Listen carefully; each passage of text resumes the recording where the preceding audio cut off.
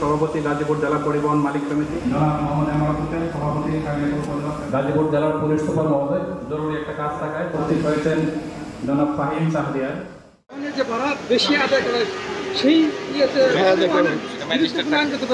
আইনগত ব্যবস্থা গ্রহণ করা হবে। আমরা মালিক সমিতিকে অনুরোধ করেছি, এটা পরিবহনের ভাড়া সরকার নির্ধারিত ভাড়ার বাইরে যাওয়া যাবে না। এটা স্ট্রংলি ওনাদেরকে আমরা অনুরোধ করেছি মেনটেন করার জন্য।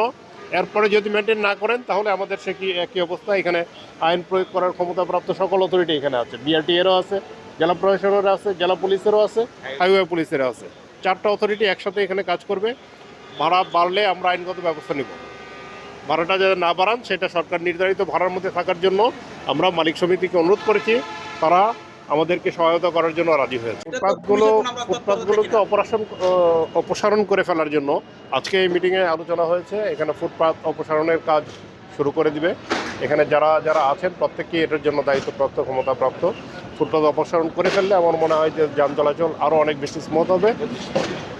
আপনারা যারা স্থানীয় লোকজন আছেন এবং যারা এখানে ফুটপাতে দোকান বসান তাদের প্রতি আমার অনুরোধ, আইন যাতে আমাদেরকে প্রয়োগ করতে না হয়। আপনি আইন মানেন, রাস্তায় ফুটপাত দোকান দেওয়ার কথা না, আপনি নিজে আইন মানেন। আইন মানলে তাহলে আমাদের কষ্টটা কম হয়।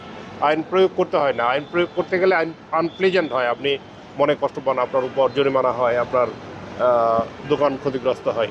সেটা যাতে না হয় সে কারণে আমি এলাকার যারা আছে তাদের সকলকে অনুরোধ করব। পাশাপাশি মহাসড়কে যে ব্যাটারি চালিত অটো রিক্সা, সেটার কারণে আসলে বড় ধরনের একটা যানজটের সৃষ্টি হয়।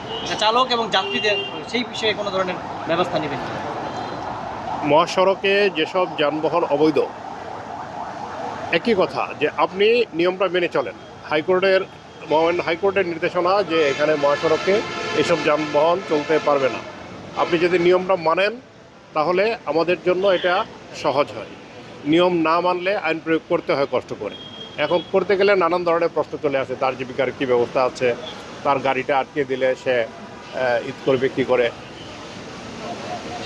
সেই জিনিসগুলো আছে অনেক কিছু, কিন্তু আইন তো আইনই। আইন যখন করা হয় সব কিছু বিবেচনা করেই তো আইন তৈরি করা হয়। সুতরাং তৈরিকৃত আইন আপনাকে মানতে হবে।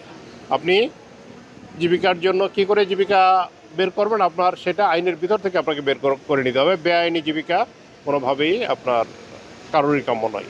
আমি সবাইকে অনুরোধ করব, আইনগুলো মেনে চলেন। আইন মেনে চললে আমাদের কষ্ট কম হয়। আমাদের শুধু কষ্ট না, কারোর উপর একটা অটোর উপর জরিমানা করে দিতে নিশ্চয়ই আমাদের খারাপ লাগে।